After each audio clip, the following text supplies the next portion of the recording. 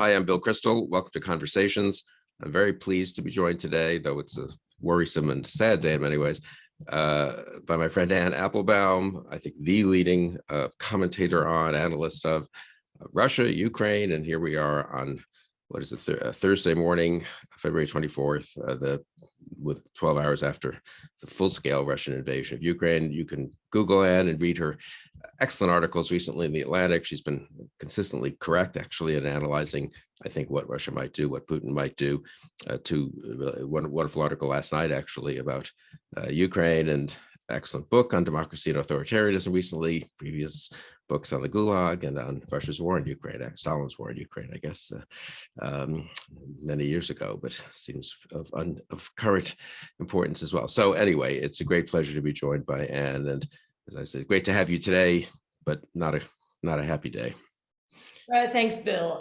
No, it's not a good day, and I'm afraid I didn't sleep much last night, and so I'll do my best. But That will be better than others can do anyway. So, your piece last night was terrific, which I recommend, on Ukraine itself. And before we get to the deeper analysis, the liberal world order, and the U.S. policy and so forth, let's say a word about Ukraine, a country you've visited many times, whose history you've studied in depth. I mean, they're on the front lines, and we should recognize them for a minute, I think, before moving on to discussing Putin, which is important, and all the other things that we need to talk about.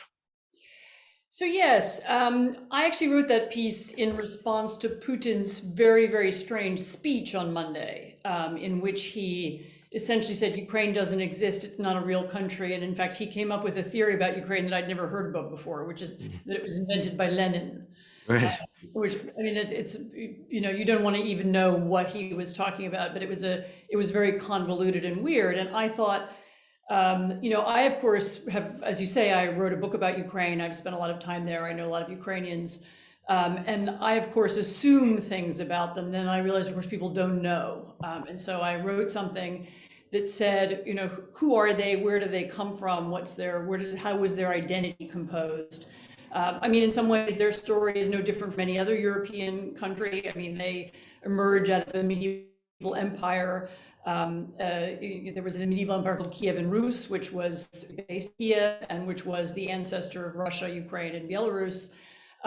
They were then essentially a land colony of other empires for many years, much like the Irish were a land colony of the English, or the Slovaks, who were a colony of the Hungarians. So there's it's not an unknown, way to have spent the 16th, 17th, and 18th centuries. Right. But one of the things that means is that Ukrainianness was always a kind of identity associated with anti-elitism, anti-establishment, sometimes anti the cities. It was an identity that was kind of preserved in the countryside at a time when there wasn't a Ukrainian state. It sort of has this kind of built-in, all the national heroes are partisans or rebels, or people who led uprisings against the Tsar or against the Polish kings. And so it has almost, as I say, kind of built into it this kind of rebellious streak.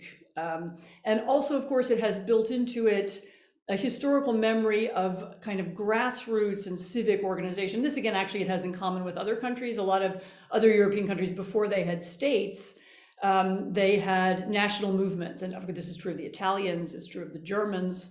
It's true of actually most European countries, with just a couple of exceptions, like England and France. So there wasn't a state in the 19th century, and so they created kind of Ukrainian clubs and schools and Sunday schools and charitable organizations, and that was how that's how they expressed this identity.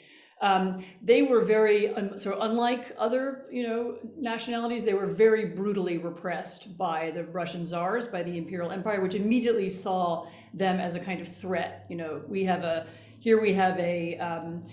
kind of empire in which we're trying to Russify everybody, and these Ukrainians are a problem for it. And so there was brutal repression then. At the time of the Bolshevik Revolution in 1918, they then revolted. They tried to create their own state. At the time, remember, a lot of other European states were recreated or created then too. Czechoslovakia, Poland was put back together, having been partitioned. So it was not an unusual demand or request, but they failed. They lost to the Bolsheviks. Nevertheless, the Bolsheviks understood how important they were and how important they're nationally when they gave them a kind of special role in the Soviet Union. Stalin came to resent that. One of the effects of that was the Ukrainian famine, which was a artificial organized famine designed to repress the peasantry and to eliminate. It was accompanied by mass arrests of Ukrainian intellectuals and artists and so on. I mean, fast forwarding to more recent events, one of the longer term effects of this was that Ukrainianness in the late 20th and 21st centuries also became caught up with this, was the idea of democracy and democratization. So saying I am Ukrainian in the year 1993 meant that you were in favor, you were anti-Soviet, you were in favor of integration with Europe. And that actually grew stronger with time. So the Ukrainians were pro-European, pro-democracy, pro-Western, and they were fighting against a kind of post-Soviet, pro-Russian, or I don't know, exaggerating a little bit, but some kind of this corrupt establishment. So anti-corruption, democracy, and so on. They staged multiple street battles and demonstrations in order to get rid of these kind of post-Soviet kleptocrats. They did it twice, 2005, again in 2014. And I think actually it was the success of 2014 when the president of Ukraine, if you may remember, fled the country, that has set the stage for the current events. So Putin, like the czars and Stalin before him, perceives Ukrainianness and its links to democracy and to the West and to democratic ideas as a kind of personal threat to him. So he sees it as a the kind of revolution that took place in Ukraine in 2014 is exactly the kind of revolution that he is personally afraid of, that he's afraid of that happening in Russia. And so the need to eliminate Ukraine or destroy Ukraine, I mean, he's actually talking about it for a decade. And you could hear it in his voice on Monday. It's not just saying, we're mad at them, or, it's like we're going to eliminate them. And there's a really worrying kind of genocidal tone to that, that we're going to physically eliminate these Ukrainians. That makes me worried. But that is the true source of this conflict. It's not about NATO. It's not about geopolitics. It's about that. Yeah, no, I think that's very important. I think one reason you've been so right the last few weeks, and it's not worth relitigating these debates, true, honest debates about what Putin's intentions were, and maybe he would just do a small thing or try to gradually strangle them as opposed to launch a major war. I think you saw earlier on the extent of Putin's fear and of his ambition, I guess you could say also, and of his paranoia, and we've ended up where we are. It is striking how much it's occurred to me the other day. We old anti-communists used to complain that the Soviet Union had 3 votes at the United Nations, which seemed a little weird. Why did they get 3? It didn't matter. Who cared in the General Assembly? But they had 3 votes. And the reason they had 3 votes is that you could agree the Ukrainian Soviet Socialist Republic was, even in the Soviet Union in a funny way, right, considered an actual nation. It was a nation. The conceit was that had voluntarily joined this wonderful union of Soviet socialist republics. But it is interesting that even then the Russians sort of acknowledged, you might say, that it was a nation in and of itself. And of course, they voted overwhelmingly for independence very, very early on. And just get out of the history here in a minute, but they also gave up the nuclear weapons which were stationed on Ukrainian soil in an agreement in 1994, in which we and Russia and Great Britain, I think, guaranteed in effect the sovereignty and the territorial integrity of Ukraine.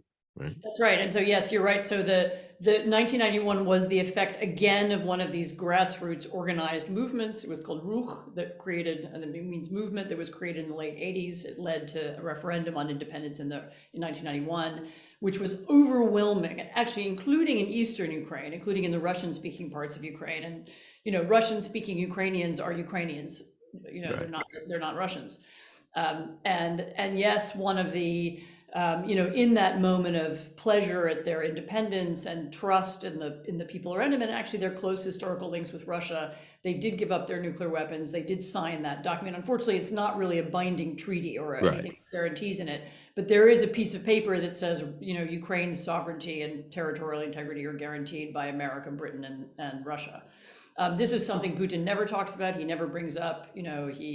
it's in his account of the 90s that he occasionally gives, he always leaves it out. Yeah, no, it is striking. I mean, what about, say a word about Zelensky, about President Zelensky, who I knew nothing about beyond the typical newspaper headline, sort of, former comedian who kind of weirdly, becomes the president of Ukraine, defeats the Russian-backed candidate.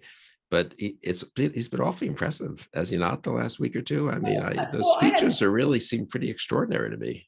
His speeches have been excellent. The only thing that I'm disturbed about was whether he took the American warnings of this seriously enough, enough. And I fear that he didn't. I was actually in Ukraine, in Kiev, in late December. I met his chief of staff there, and they didn't think, they had all kinds of theories about what might really be happening, and it was a bluff and it was pressure and so on. And I am not sure they took it seriously. And that would be, we won't sort of know much, we won't understand, we need sort of the long light of history to make that judgment, because we're going to see how the Ukrainian armed forces and the Ukrainian population act in the next few days. But Zelensky actually, is a totally interesting character for a lot of reasons. Okay, first of all, he's Jewish, and the fact that that's not a big deal and hasn't really been an issue is very interesting, because the popular conception of Ukrainian nationalism is that it would be ethno-nationalism, and it would be, anti-Semitic, and it would be against. And actually, Ukraine, without anybody ever telling them about civic nationalism, I doubt anybody who voted for him even knows that expression, they do have something like that. In other words, meaning that that anybody who lives there is a member of the nation or of the state, and it's not about pure ethnic identity. That may come from the fact that they're bilingual. Everybody speaks Russian, Ukrainian. Everybody has kind of mixed origins. Lots of people are intermarried with other people. And that maybe that's the source of that kind of tolerance. And if I'm not mistaken, I think in the speech he gave in Russia, the part of the speech he gave in Russian when he spoke a couple of nights ago. Oh yeah, no, he spoke on the night of the invasion last night. He spoke in Russian and addressed himself to Russians. Yeah, and in that he mentions that his, I think, grandfather fought in the Soviet army against the Nazis after the Nazi invasion. He doesn't mention, I think another, maybe a great grandfather, who I think died in a concentration camp before. At least he had close relatives, I believe, who were sent to concentration camps because they were Jewish. So it is an interesting, I think that was maybe less necessary or politic to mention in that speech, maybe less relevant in a way. I think he mentioned it because in Putin's announcement of the war, which was a very bizarre statement, Putin said this is about denazification of Ukraine. Yeah. And so Zelensky felt it was important to say, not only am I not a Nazi, my family died in the Holocaust. I don't know if they died in camps or if they were shot in forests, which is mostly what happened to people. Probably, yeah. But anyway, that's just a side thing. But he's been, so. But the other interesting thing about him, and is that yes, he's a comedian, and this is a not unknown phenomenon in our culture to have TV personalities become leaders. They got a better one though, They got one who believes in democracy. So I mean, it can work out or it cannot work out. We should not look down on them. We're the great democracy, but our TV personality is not pro-democracy, and theirs is. But I actually watched at the time that he was elected. I watched several of the programs of this there's a famous television series called Sluga Narodu. It means servant of the people, which is the series in which he plays a school teacher who is accidentally caught on video by one of his students ranting about corruption. He goes on a kind of tirade, and I hate these people, and the student captures the clip, and then the clip goes viral, and everybody, this is in the series. And because of that, there's a presidential election, and he's kind of, without campaigning or anything, he accidentally becomes president. And so he's a kind of school teacher. He's a kind of, almost a kind of post-Soviet, like he lives in some kind of apartment with his mother, and he's divorced, and he's a kind of sad, and everyone's rude to him. It's like, and then like the next day when he becomes president, suddenly everybody's obsequious and they suck up to him. And he makes fun of, he does this, it's poking fun at Ukrainian, the Ukrainian elite, but also poking fun of this sort of attitude to power that Ukrainians have. And it's funny. It's genuinely funny. And I think what Ukrainians were voting for when they chose him was, of course, that, like, we want a president like that, who is, who is anti-establishment and who's an outsider and who's, from a normal family and is a normal person. And while it's a little bit weird that he was chosen president, and there are some who feel that he's been, his lack of experience shows, and not just in the preparation for the war, but in other things. And he's become a little paranoid in recent months about bad press and so on. I mean, he's just not used to it. But Ukrainians wanted that kind of. I mean, again, it connects back to their history and their, this kind of rebellious, anti-establishment, anti-elitist traditions. And Zelensky is really a product of that. And you're right, he has in his speeches, I think in the last few days, he's really risen to the moment. He's tried to speak to Ukrainians. He tried to speak to Russians. I saw him speak in Munich a couple of days ago. That was sort of less, it was a very bitter speech, actually, kind of directed at the Western leaders who were there, saying essentially, "What have you done? Nothing." But generally, the last 24 hours, he's been very impressive. Yeah.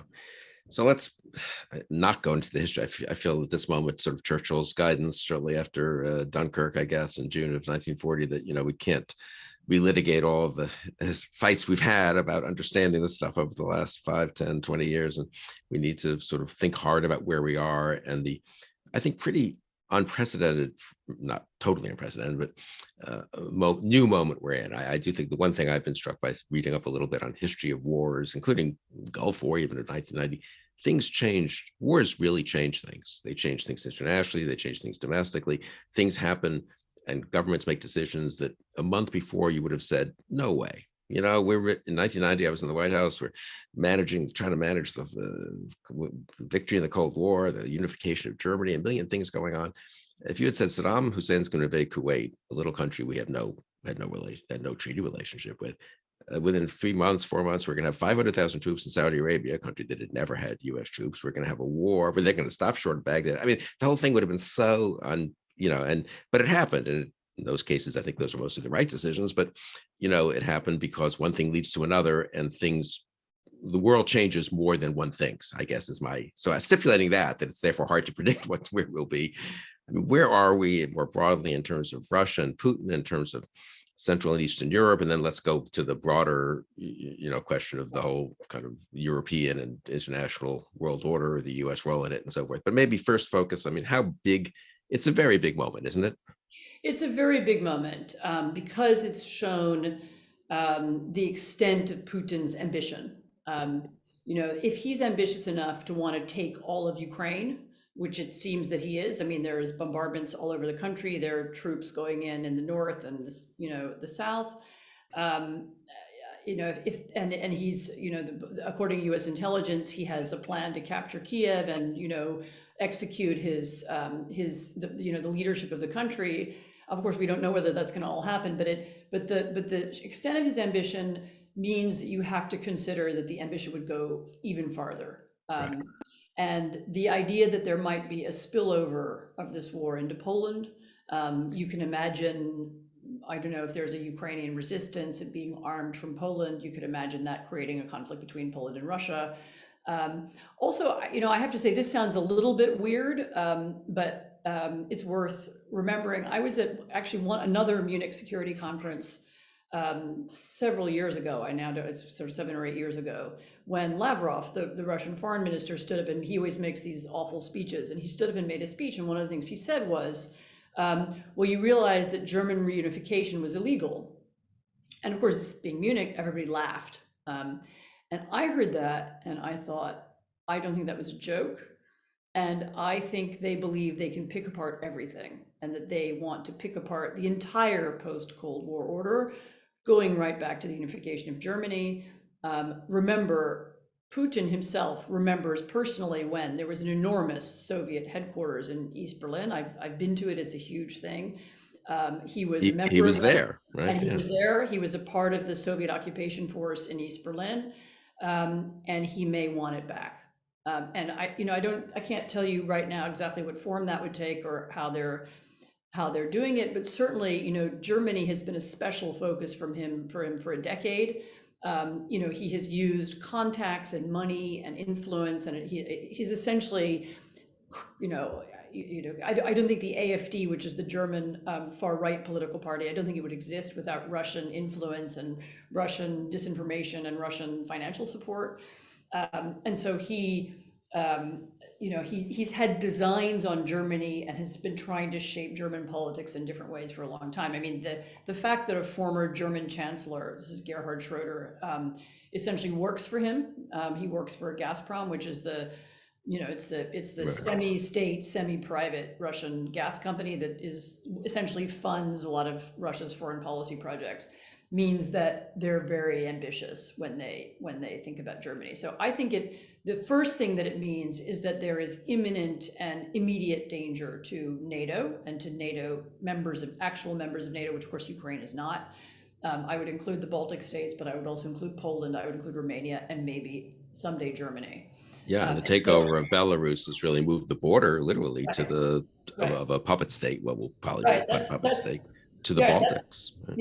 That's worth mentioning, actually, which is that another thing that we've learned in the last few weeks is that essentially Belarus is now a part of Russia, which was not the case before. There are now Russian troops based in Belarus, so that means that the Russians have a border with Poland, they have a border with Lithuania. And they are, there are a few from Belarus. I can't remember what the number is, but a few kilometers from Vilnius, and so they now pose a kind of danger to NATO that they did not previously, and that is going to have to, I think, immediately affect how we think about NATO, how NATO thinks about troops, bases, arms, strategy, when and how to conduct exercises, what to be prepared for. I mean, all kinds of questions that we thought we didn't have not thought about since, 1988, immediately become important again, including, by the way, one of the other insane things that Putin did when he launched the war last night, was he made a kind of veiled threat about nuclear weapons. He said something about nobody must interfere in this, or you'll have something will happen to you that's never before happened in history. That was taken to be an allusion to nuclear weapons. And so suddenly a topic that had really completely disappeared from European politics and strategy, I think it will now come back. Yeah, no, people don't understand. I mean, I'm almost to remember that U.S. doctrine was that we would use, because it's kind of amazing in retrospect, tactical nuclear weapons in Europe, if necessary, or at least had the option to do so. Why? Because it was very hard to defend it conventionally against overwhelming Russian numbers on the front in Germany or up further north, elsewhere, throughout Europe. So on the Cold War front. So yeah, no, I mean, all kinds of questions get raised that we thought had been put to bed. I was in Munich at the Munich Security Conference, not to dwell on that too much, in 2007, when Putin gave this kind of famous, notorious speech that was the kind of not his first, but maybe his first real declaration of hostility to the West and to the post-war Cold War liberal order. And I remember at the time, Iraq, we were in this beginning of the surge in Iraq, but Iraq had been, of course, the topic for the last 3-4 years. And most of the people I was with were the Iraq war, certainly the Europeans. And there was a lot of, see, this is what Iraq has done. It's provoked Putin to this point. And I remember at the time I said, well, look, fine, you can disagree with me on Iraq. Maybe you're right. Maybe I'm wrong. But I think it goes beyond Iraq. And of course, we had President Obama and we got out of Iraq, and we made clear that wasn't the kind of foreign policy we anymore sought. And obviously Trump, neither with Obama nor Trump. In that respect, Putin's a gangster. I'd say a word about this. Gary Kasparov always stresses, I think this is useful, that one shouldn't give Putin too much respect in the sense that he's not some deep, thinker of, who's studied Russian history and yearns for that world of the Middle Ages or Peter the Great, or who's not the opposite of Middle Ages, but whatever. He's a gangster thug and a kleptocrat and so forth.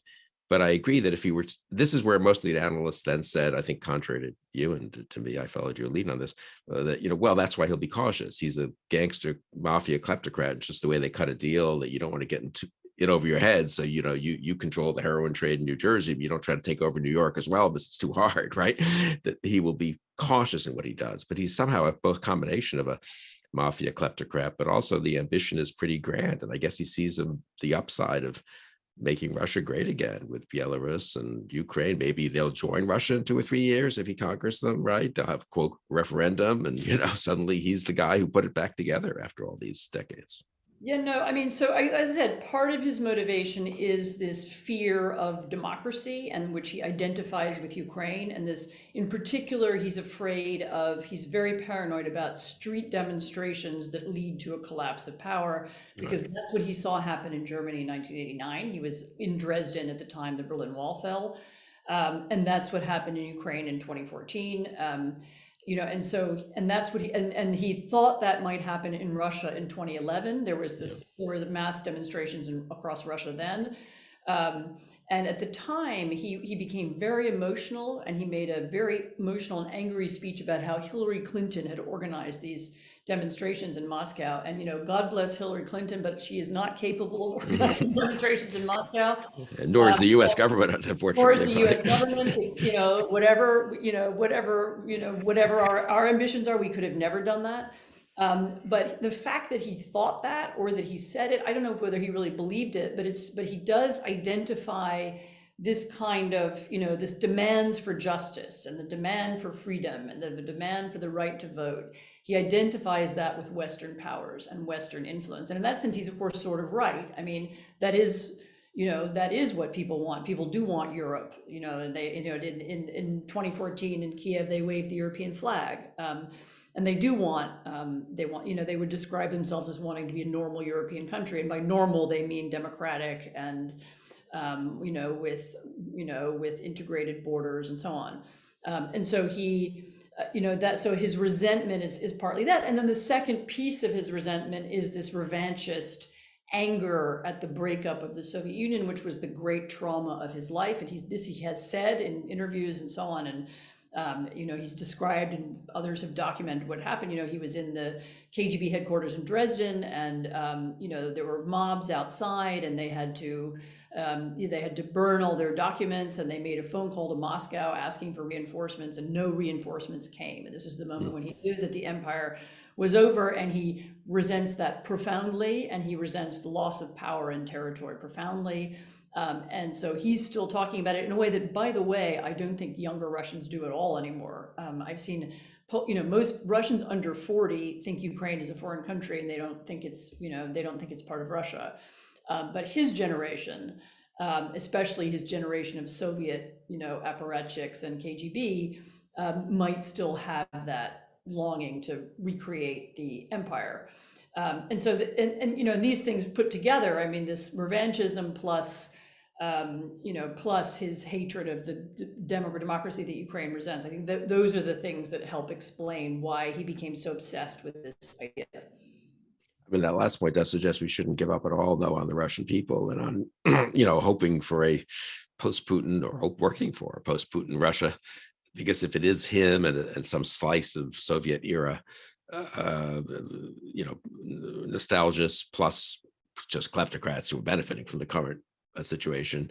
This is not like built, it reminds me of the Balkans, this is an ancient historical hatred can never go away. It's you're crazy to think you could have a peaceful situation, but that's not the case, right? I don't know, the 45-year-old Russians and 45-year-old Ukrainians think they can't live side by side with a lot of cultural intermingling and national independence. I don't know about that.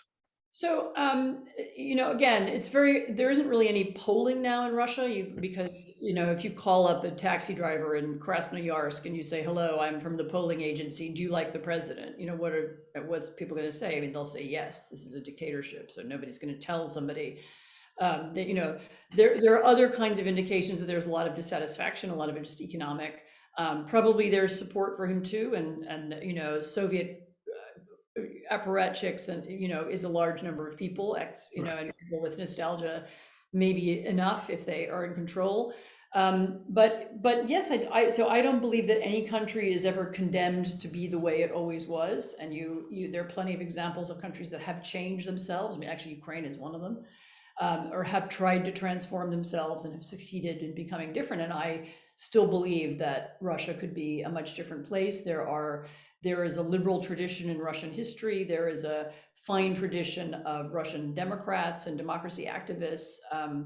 Really, to my mind, the most brilliant and most interesting democracy activist in the world actually is Alexei Navalny, who's Putin's main rival. He's in prison now, but he essentially invented a whole different way of doing democracy agitation. And his group does these big investigations into corruption, and then they make films out of them, which have sort of high production values. They're very funny. Navalny himself starred in them.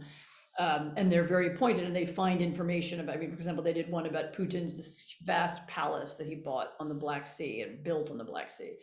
And they get, 200 million, 300 million views on YouTube. I mean, I don't think there's anybody else who can get that kind of audience, anywhere else in the world. And so they're very creative, they're very sophisticated, and they're a lot, they're a large group. I mean, I don't think right now they're in a position to, overthrow the government. But as one of the Navalny people said to me a few days ago, we're just here because we know that sooner or later there will be a crisis. And when the crisis arrives, we would like to be ready. We would like to be, so they're, it's not impossible. I mean, of course, the other route to change in Russia is some kind of palace coup, or people around Putin becoming dissatisfied with him. And that I'm not intimately connected enough in the Russian elite to be able to tell you whether that's possible or who it would be. But there is a long tradition of that in Russia too.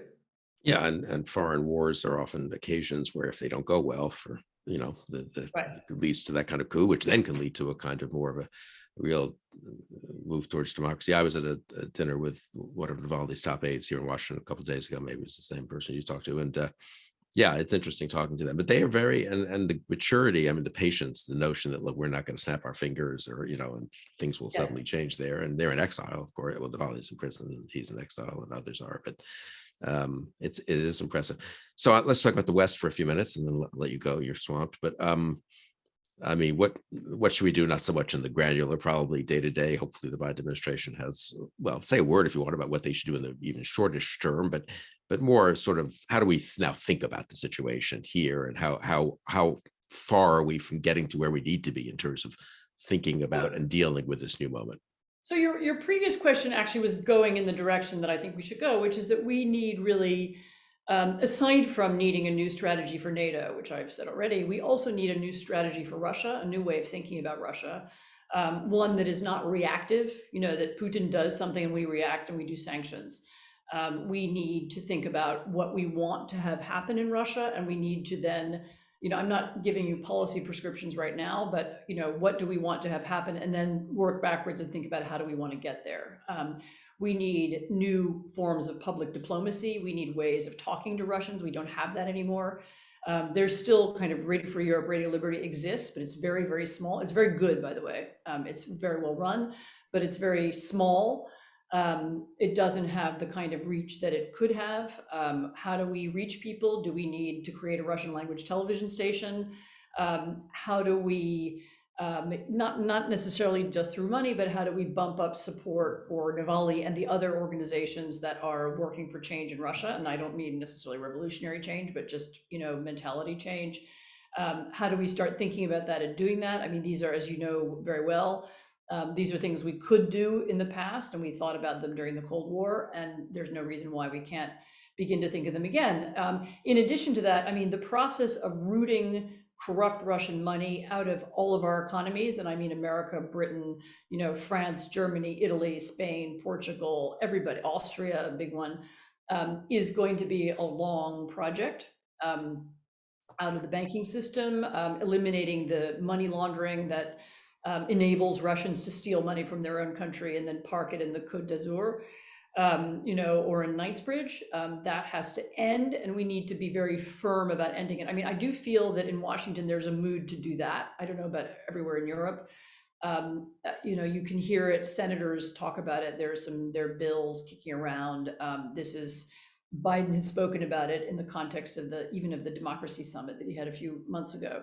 And so that's the other, I would say, the third piece of it. I mean, there's a military piece that has to change. There's a kind of strategy and communications piece that has to change. And then there's a lot of stuff for the Treasury to do and maybe Congress to do in terms of thinking really hard, and all allies, about how we eliminate Russian money and the influence that it buys, actually, from our public life. I mean, you can see you can see all over the airwaves that there is Russian influence in American media.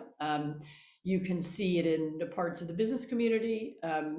If you look at just exactly how it was that Donald Trump kept afloat during all those years when he was bankrupt, he and his sons have said quite openly that a lot of that was Russians investing in Trump family property, buying apartments in Trump buildings, using shell companies or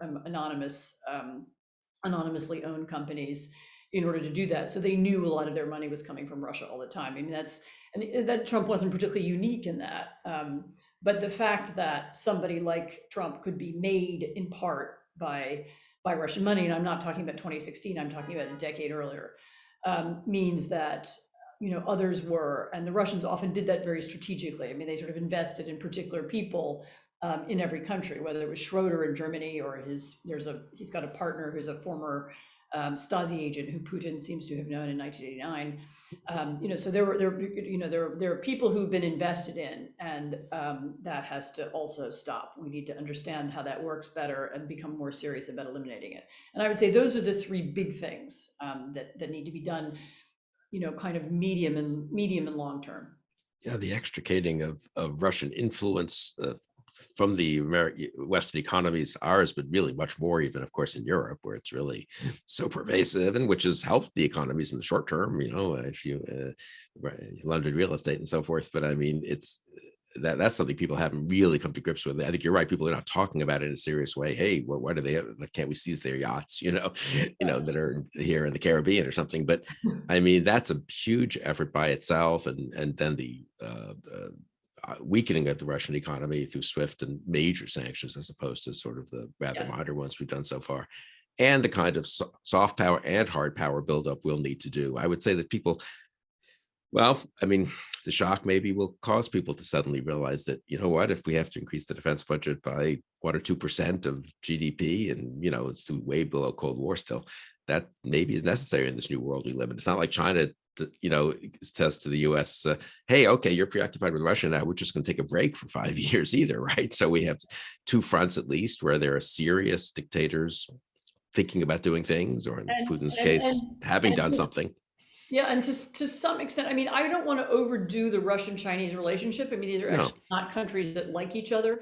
I think Russia is now very much the junior partner, and because of these events, it's going to become much more dependent on China in a way that I think will be ultimately pretty negative.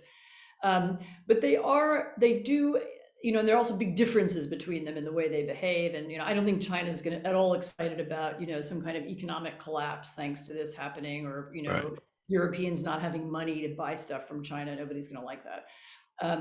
But they do share now, and this is also something I've written about in the last couple months. I mean, they do share together with other kind of kleptocrats around the world a kind of common set of values now. And I don't want to dignify it by saying it's an ideology, because it's not. And Chinese communism and Russian nationalism and Iranian theocracy and Venezuelan Bolivarian socialism are different, but they share certain things, and they share a common one of the things they share is a common distaste for the West, for Western democracy, for the language of democracy, and they are willing to help one another when they get in trouble. So they're willing, countries that are sanctioned will now, the China will invest in sanctioned countries, and Russia and China together will bail out Venezuela, and the Iranians are talking to the Belarusians now, and those are not like deep historical, and I don't know when before in history Iran and Minsk ever had anything to do with each other, but now they sense that they have something in common. And because of that, I mean, I think that should also be realists need to acknowledge this as well. I mean, the idea that, people sometimes say, there's this idea about Asia first, we really should be fighting China and not Russia. We don't get that choice. Like Right. the Russians, they hate us for what we are. It's not because it's nothing, it's not because of something that we've done. Right. And their interest in being close to China is not something that we can right now pick apart, at least not when we have this Russian leadership and this Chinese leadership. Yeah, and Bob Kagan pointed out recently in the 30s, it's not as if Imperial Japan and Nazi Germany had close relations or liked each other much or had Right, historic, much of a right. historic relationship, but they observed what was happening in each theater and they took advantage of moments when things were happening in the other theater and they ended up as allies, of course. But so I think, yeah, you don't need to posit some kind of mystical relationship among the authoritarians to be worried about authoritarianism on more than one front. Well, let's close with that. You've written a whole book on democracy and the twilight of democracy and the challenge of authoritarianism. You mentioned the piece you wrote last night that this is UK is now the front line of that fight. I would say a word about the broader. I don't want to say ideological fight because it's a real fight. It's not just a fight of it's like debates of ideas. It's not a I war of mean, ideas. what's that? It's not a war of ideas, it's a Yeah, war. it's a war of right. It's a war between nations informed by different ideas, I guess, or a war of aggression in the case of Russia. But say a word about. I mean, how do you think that stands? How confident are you in the resilience of democracy? How worried are you about I mean, the 21st century, contrary to what pretty much everyone would have thought, I guess, 10, 20 years ago, could be a century of the rise of authoritarianism and very ugly kinds of authoritarianism. So I worry that we are in a struggle, and we don't know that we're in the struggle yet, or we haven't known, at least up until now. Maybe this will be the moment that changes it. That the need to band together as democracies to find ways to reinforce our democracies is not just a task for. I mean, as of course you and I could have a completely separate, whole long conversation about American democracy and what's wrong Right. with it.